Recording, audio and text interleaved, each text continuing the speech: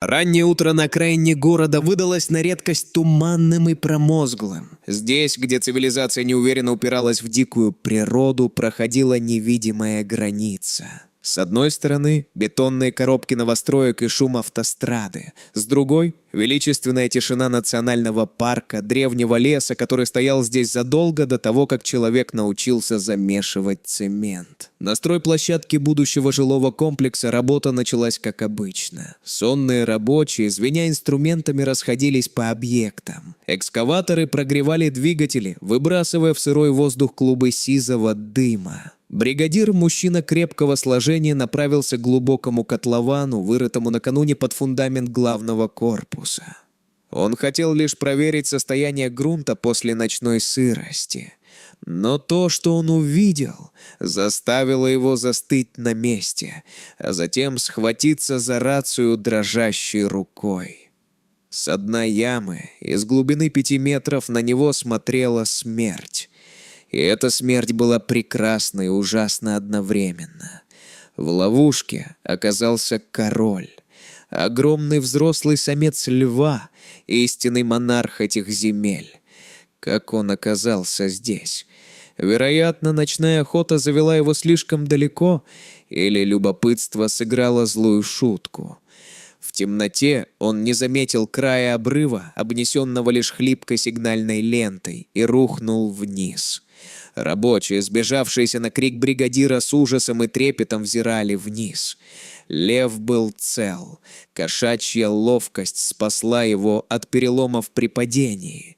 Но его состояние внушало панический страх. Его великолепная грива, обычно развивающаяся как знамя, была спутана и густо вымазана жирной рыжей глиной. Бока тяжело вздымались. Зверь находился в состоянии крайнего стресса. Он не понимал, что произошло. Гладкие, отвесные стены котлована стали для него непреодолимой преградой.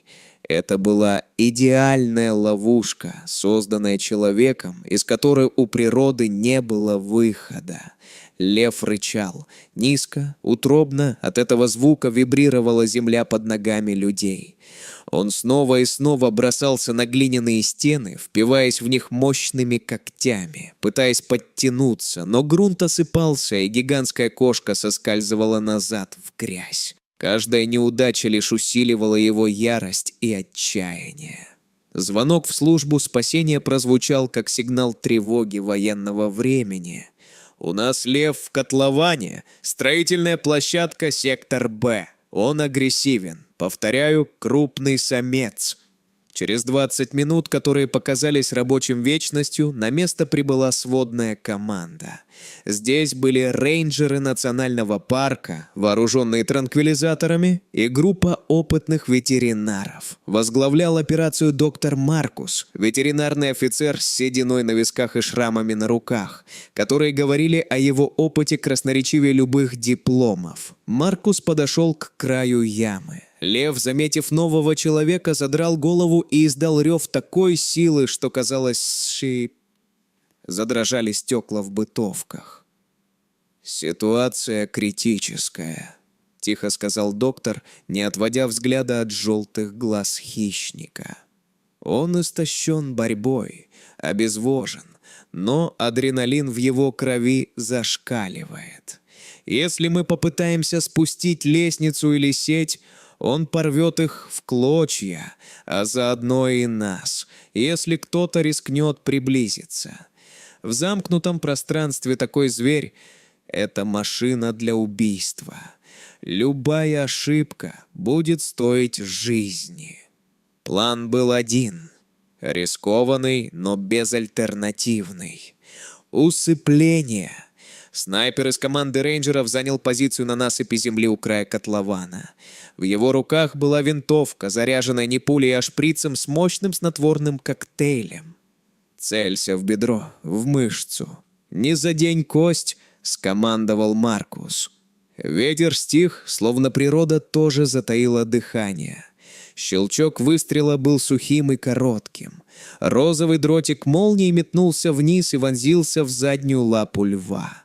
Зверь дернулся, рыкнул, пытаясь достать зубами обидчика, вонзившегося в шкуру. Но было поздно, препарат начал действовать. Наступили самые томительные минуты ожидания. Лев продолжал ходить кругами, но его шаги становились все тяжелее. Рык перешел в глухое ворчание. Голова зверя начала клониться к земле. 5 минут, 6, отсчитывал Маркус, глядя на часы. На 7-й минуте задние лапы короля подкосились. Он попытался встать, борясь с накатывающей темнотой, но силы оставили его. С тяжелым вздохом 250-килограммовая туша рухнула на дно котлована. «Он спит?» – спросил кто-то из рабочих. «Надеюсь», – ответил Маркус. «А теперь начинается самое сложное. Нам нужно спуститься туда». Ни один кран не мог подцепить льва без помощи людей. Нужно было обвязать тело стропами. 2 добровольцев, сам доктор Маркус и его ассистент, крепкий парень по имени Дэвид, надели каски и начали спуск по приставной лестнице. Внизу пахло сырой глиной и диким зверем, резкий мускусный запах хищника.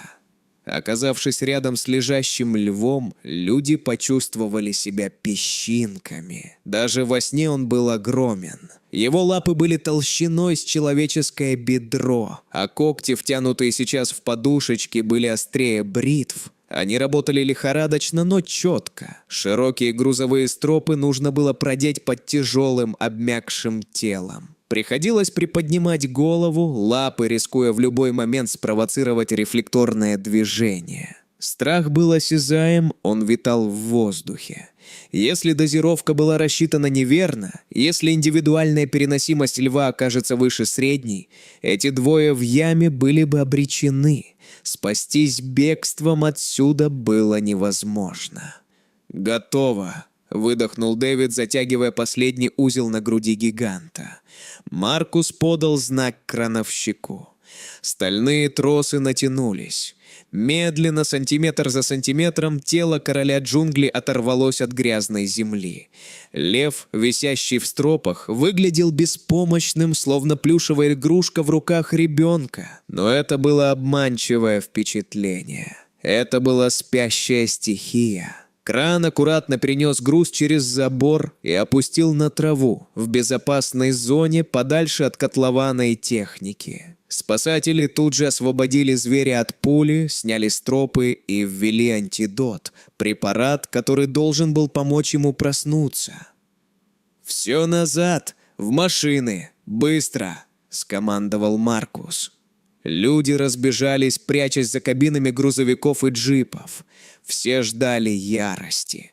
Ждали, что, проснувшись и осознав беспомощность, лев бросится в атаку или в панике побежит прочь, сметая все на своем пути.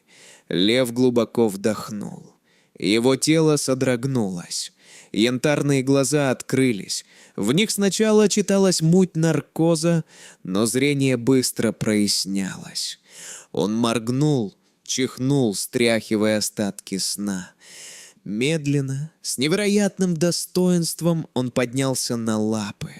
Грязь кусками отваливалась с его шерсти, но даже грязный и уставший он был прекрасен. Он стоял на твердой земле. Перед ним был открытый путь к лесу, к свободе, к его владениям. Но он не побежал. Он замер. Повернул свою массивную голову и нашел взглядом людей. Команда спасателей стояла метрах в 10, затаив дыхание. Доктор Маркус смотрел прямо в глаза зверю. Время словно остановилось. Лев смотрел на них не как на добычу и не как на врагов. В его взгляде не было той агрессии, что бушевала в яме полчаса назад. Он стоял неподвижно целую минуту, изучая тех, кто нарушил его покой, но вернул ему жизнь. Затем произошло то, о чем эти суровые мужчины будут рассказывать своим внукам. Лев открыл пасть, но вместо громоподобного рыка издал тихий вибрирующий звук. Нечто среднее между выдохом и мурлыканьем. Он слегка опустил огромную голову, словно в поклоне. Это был жест признания. Жест равного к равным. Затем он медленно развернулся, дернул хвостом с кисточкой на конце и неспешной величественной походкой направился в сторону зарослей национального парка. Он ни разу не оглянулся. Ему это было не нужно. Короли не оборачиваются. Дорогие друзья, если вам понравилось это видео и эта удивительная история спасения, пожалуйста, поставьте лайк, это поможет нам продвигать добро в массы. До скорой встречи!